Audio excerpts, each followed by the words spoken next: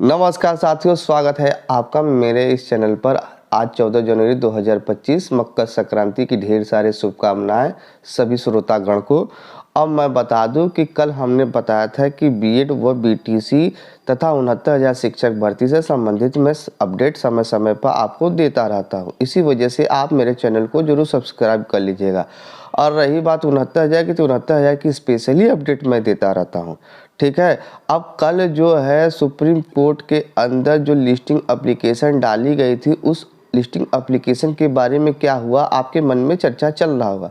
देखिए, मैं बता दूं कि यह जो एप्लीकेशन दिया गया था टीम की तरफ से, तो उस वहाँ पर वजह दो निकल के आई है। देखिए, दो वजह है, यानी एक छुट्टी के दिन भी कभी भी छुट्टी हो सकता है, खिचड़ी की वजह था।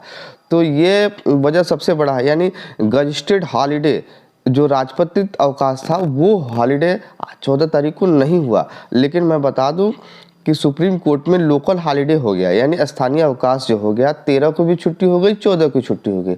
अब बात आपको मैं बता दूं कि बुधवार यानी 15 तारीख को इस केस को मेंशनिंग के लिए वकील साहब ने बोला है। 15 को करेंगे या 16 को करेंगे, तो इसमें अभी टाइम लग सकता है। ठीक है।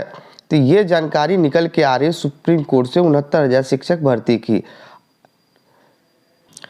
69,000 शिक्षक भर्ती में दूसरी टॉपिक ये है कि क्या फैसला आने के बाद भी बीएड सुरक्षित रहेगा।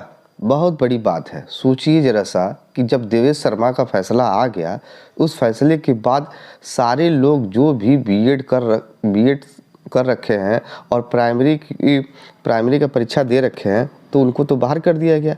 क्या 69,000 में भी ये रहेंगे, यानी जो पहले से चयनित है वो भी रहेंगे, या कोई नई लिस्ट बनती है तो उसके बाद भी रहेंगे, या पिटिशनर रिलीफ मिलता है तो उसके बाद भी क्या बीएड धारी रहेंगे। तो इस पर हम लोग चर्चा करेंगे और फैक्ट की बात करेंगे।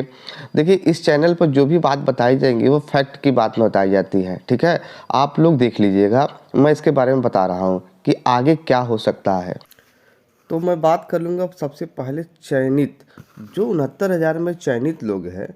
अगस्त 2023 देवेश शर्मा के जजमेंट के पहले जो राज्य सरकार की सभी मानदंडों को पूरी कर लेते हैं, वो इस भर्ती में समझ लीजिए कि हमेशा बने रहेंगे। दुनिया की कोई भी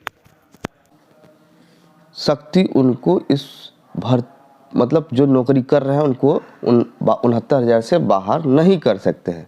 ये मैं डंके की चोट पर बता सकता हूं, और आप मेरी बात को रिकॉर्ड करके रख लीजिएगा। उनको कभी बाहर किया नहीं जा सकता। अब रही बात जो इस भर्ती में अभी भी अचयनित है, यानी 69,000 शिक्षक भर्ती में अभी भी सुप्रीम कोर्ट में है, और किसी कारणवश अगर उनका चयन हो जाता है, मान के चलिए कि अगर लिस्ट रिविजिट हो जाती है या पिटिशनर रिलीफ मिलेगा, तो क्या वो इस भर्ती में रहेंगे। तो देखिए, उसमें मैं स्पष्ट रूप से कह दूं कि यह जो है राम शरण मौर्य, यानी देवेश शर्मा से पहले राम शरण मौर्य वाला जो जजमेंट आया था, उस आधार पर ही 69,000 में लोग जो पहले से चयनित है वो इसमें जॉब लगभग 5 साल से कर रहे हैं। अब इनको, यानी जो लोग नए हैं, क्या उनको भी मिलेगा? बिल्कुल, उनको भी रामशरण मौर्य के आदेश पे ही मिलेगा, क्योंकि एक भर्ती के अंदर 2 नियम कभी भी नहीं लागू हो सकता। ये चीज आप जान लीजिए। देवेश शर्मा का जो फैसला आया है वो किसी और भी सिनेरियो में आया है, जबकि रामशरण का फैसला किसी और भी सिनेरियो में आया है।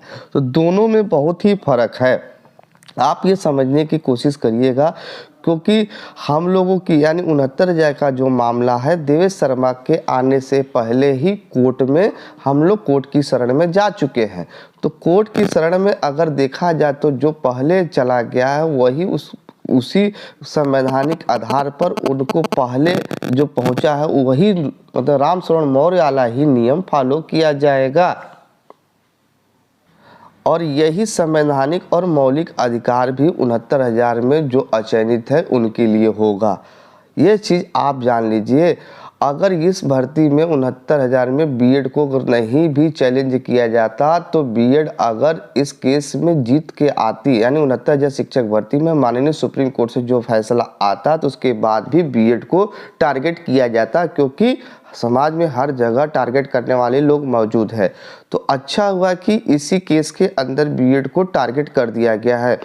बीएड को टारगेट करने से ये हम लोग को फ़ायदा होगा कि देखिए अगस्त 2023 यानी देवेश शर्मा से पहले ही रामशरण मौर्य वाला इसी उत्तर प्रदेश सरकार बनाम उत्तर प्रदेश सरकार, माफ करिएगा, रामशरण मौर्य बनाम उत्तर प्रदेश सरकार के जजमेंट में स्पष्ट रूप से यह फैसला दिया गया है था कि इसमें बीएड को माननीय सुप्रीम कोर्ट द्वारा कि बीएड को एलिजिबल रखा जाएगा। तो ये इस चीज़ में देख लीजिएगा, आप लोग बना रहेंगे, ये हमारी टेक्निकल पॉइंट है, इसको आप लोग नोट कर लीजिएगा। तो एक ही भर्ती के अंदर 2 जजमेंट कभी भी लागू नहीं होते हैं, क्योंकि पहले जजमेंट के आधार पर ही बीएड 69,000 में जॉब कर रहा है।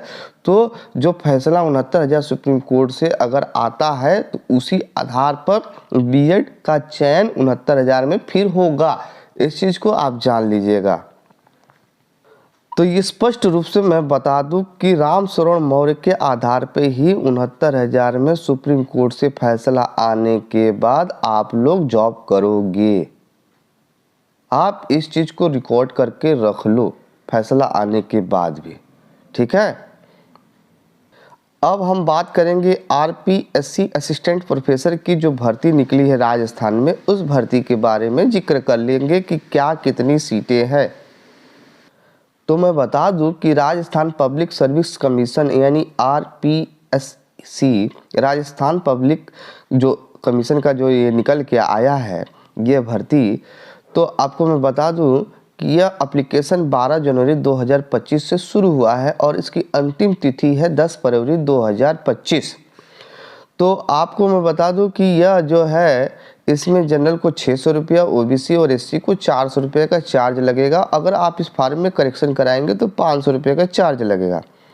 रही बात सीटों की, तो सीटों की संख्या 575 है, ठीक है। असिस्टेंट प्रोफेसर की भर्ती है। तो इसमें हम लोगों को क्या क्या मांगा गया है देख लीजिए, मैं आपको स्पष्ट रूप से बता दूं। मास्टर डिग्री विथ 55% के साथ मांगा गया है, यानी रिलेटेड सब्जेक्ट के साथ, यानी जो भी सब्जेक्ट होगा उसके साथ। और इसके अंदर एक चीज़ और मांगा गया है, नीट मांगा गया है, एसएलएटी मांगा गया है, एससेट मांगा गया है और पीएचडी मांगा गया। मोर एलिजिबिलिटी डिटेल रीड नोटिफिकेशन, आप नोटिफिकेशन को पढ़ने के बाद देख लीजिएगा। ये अभी एक भर्ती आई है 575 पदों पर, 12 जनवरी 2025 से इसकी शुरुआत हो रही है, ठीक है दोस्तों। ठीक है, अंत तक वीडियो देखने के लिए आपका बहुत बहुत धन्यवाद। भगवान करे आपका दिन शुभ हो।